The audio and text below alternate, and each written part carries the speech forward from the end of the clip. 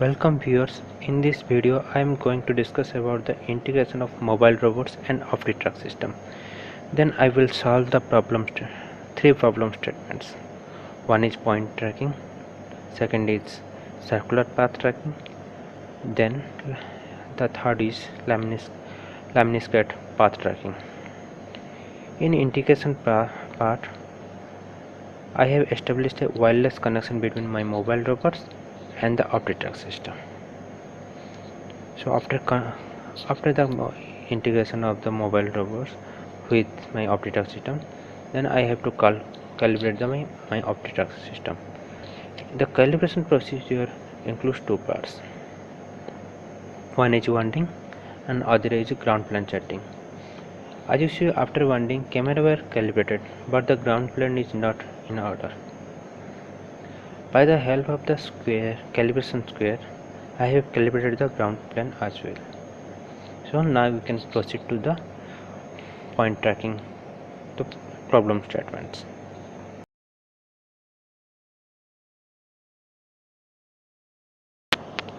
After calibration, I am implementing the point tracking algorithm.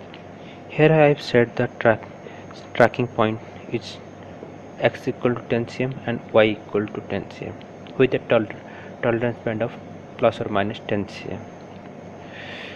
See, the current position is not the desired point. So the mobile robot will be going to calculate the error and try to minimize the error.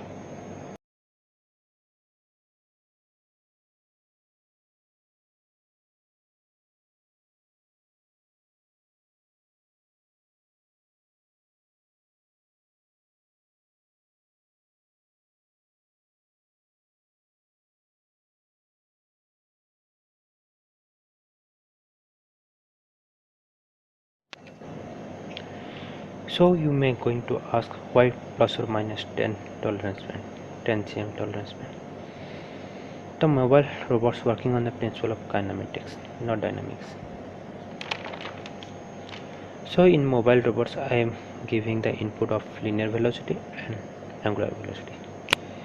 If I will not provide any tolerance, then it will be reach the desired position and the velocity will be 0.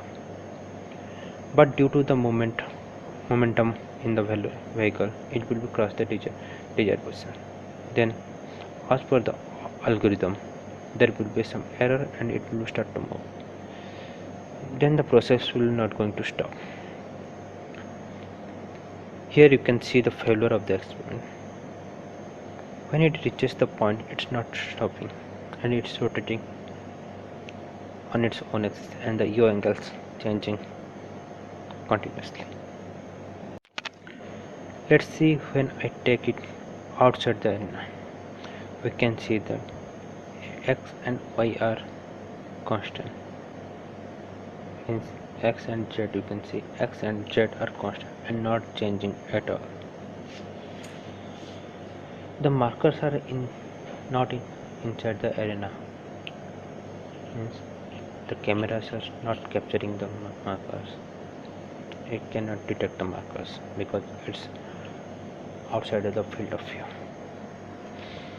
When it gets back to inside the arena, the tracking of mobile robot starts. Means the markers can be detected by the camera, and it again follow the desired point. Now let's discuss about the circular path. First of all, I have designed a circular path. The radius of the circle is 75 cm and center at origin. Then I am executing a algorithm.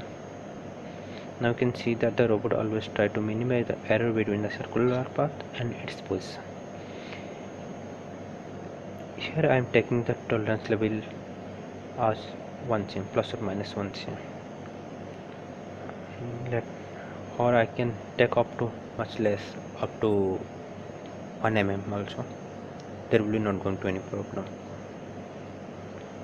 If we take the robot outside the path, then there will be huge error between current position and the circular path. So we will try to get back as quick as possible. And in the next problem I am going to explain about the lemniscate path tracking or figure of 8.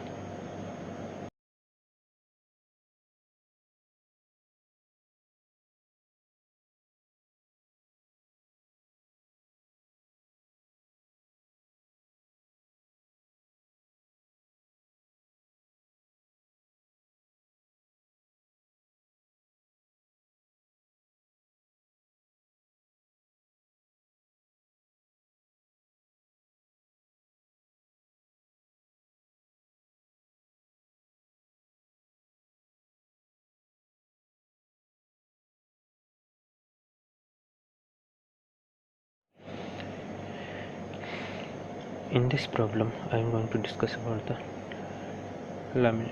lemniscate curve. So here I am just taking the lemniscate curve instead of a circular curve, and I am using the same algorithm whatever I have used the circular curve. So it starts following the lemniscate curve.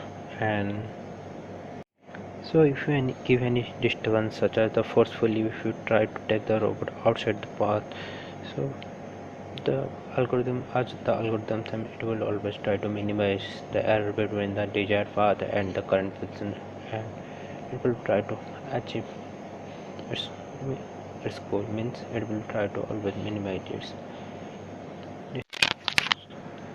In my next video we are going to discuss about quadcopters, and we will implement some algorithm in quadcopter. So my mobile robot going to act as a leader and quadcopter as a follower, and the controller algorithm are going to use in their adaptive controllers, so the quadcopter can follow the mobile robots easily.